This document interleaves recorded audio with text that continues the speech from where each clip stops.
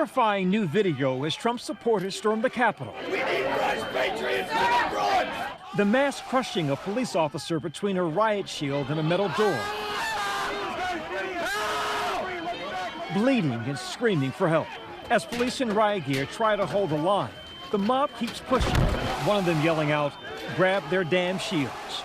Other videos showing Trump supporters spraying chemicals and beating the police with bats and metal pipes.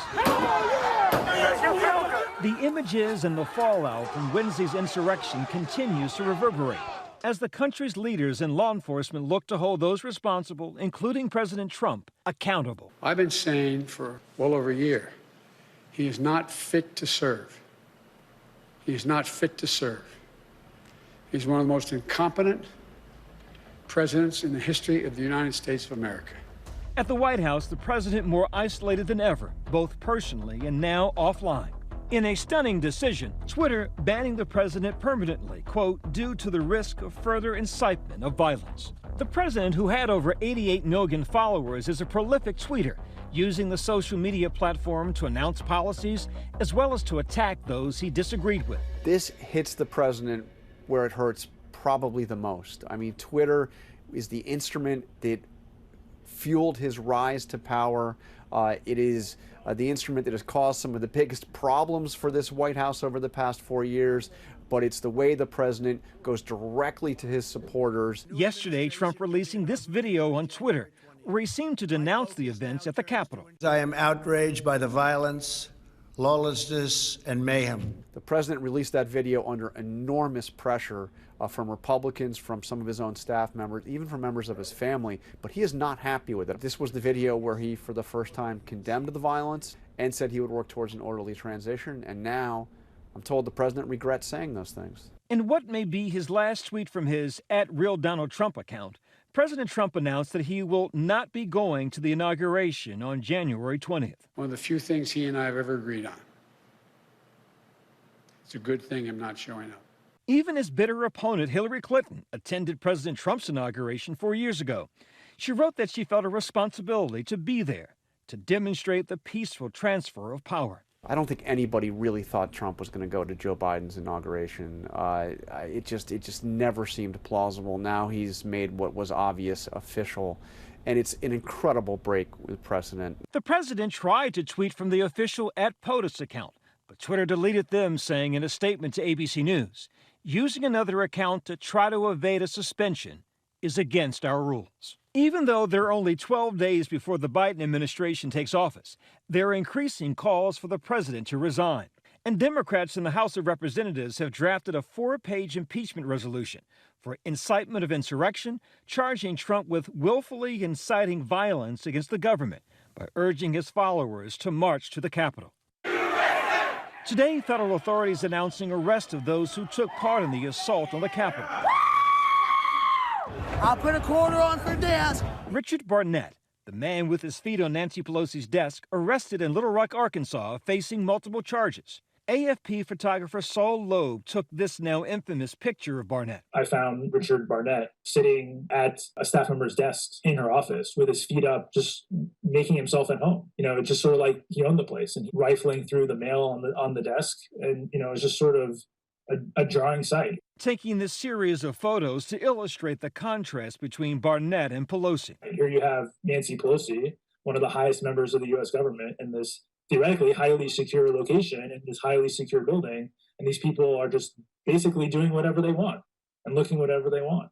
Also arrested Lonnie Kaufman, who authorities say brought these 11 Molotov cocktails along with handguns and an M4 carbine assault rifle like this one to the Capitol. For most of those members of the mob who are charged, you're going to see charges ranging from weapons violations to being on restricted government property to using violence or force to break onto the Capitol grounds. Authorities investigating the death of Capitol Police Officer Brian Sicknick, the possibility he may have been struck with a fire extinguisher. The flag over the Capitol flying at half-staff in his honor. Investigating how that Capitol police officer died is going to be an A1 priority for federal investigators. They're going to want to know how it happened, who is responsible for it, and then what charges are appropriate. In the morning before the mob set siege to the Capitol, Trump and his family were watching the rally backstage. Hi, Ivanka.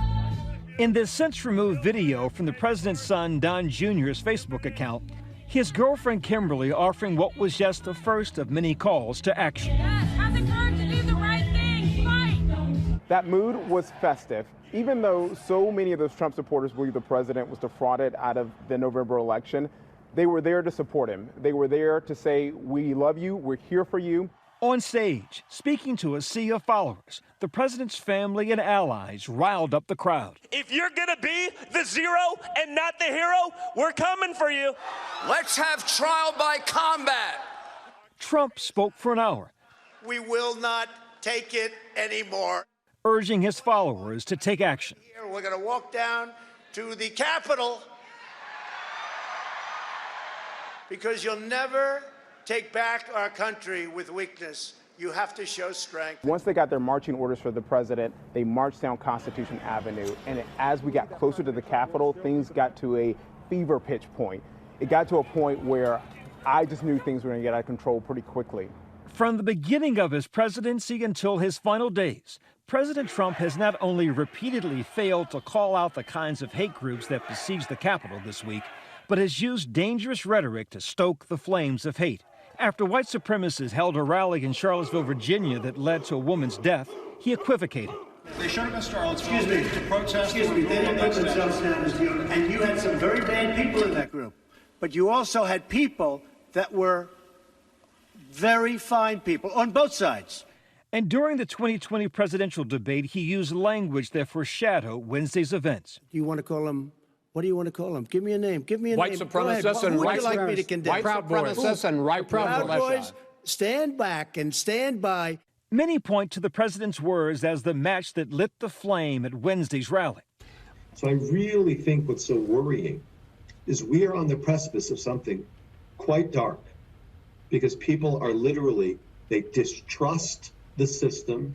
Jonathan Greenblatt is the CEO of the Anti-Defamation League, a nonprofit organization that tracks far-right extremists.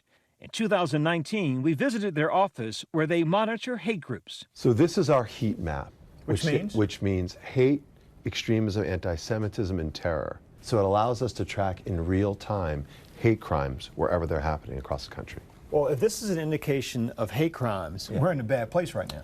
So as the ADL sees it, Donald Trump perhaps didn't facilitate what happened on Wednesday, but you believe he enabled it. White supremacy existed before Donald Trump, and it will persist after Donald Trump. It's not going to go away on January the 20th. However, it's clear that he has amplified and incited far-right extremism. And there have been lots of signs along the way. And some of those far-right extremists were seen inside the Capitol, wearing shirts bearing slogans praising the Holocaust. This was one of the first times I have seen so vividly displayed the normalization of extremism. Yes, there were hardcore white supremacists who were leading the charge into the building, assaulting police officers, vandalizing the facility. But there were also hundreds of ordinary people who followed them. They were ordinary Americans who believe in the president and his message. They are ripe for radicalization. If this is a Trump-led movement, where do all these people go after January 20th? This existed before Trump, and it will exist after Trump. But make no mistake, other leaders will emerge. Other people will step forward. This isn't going to go away anytime soon.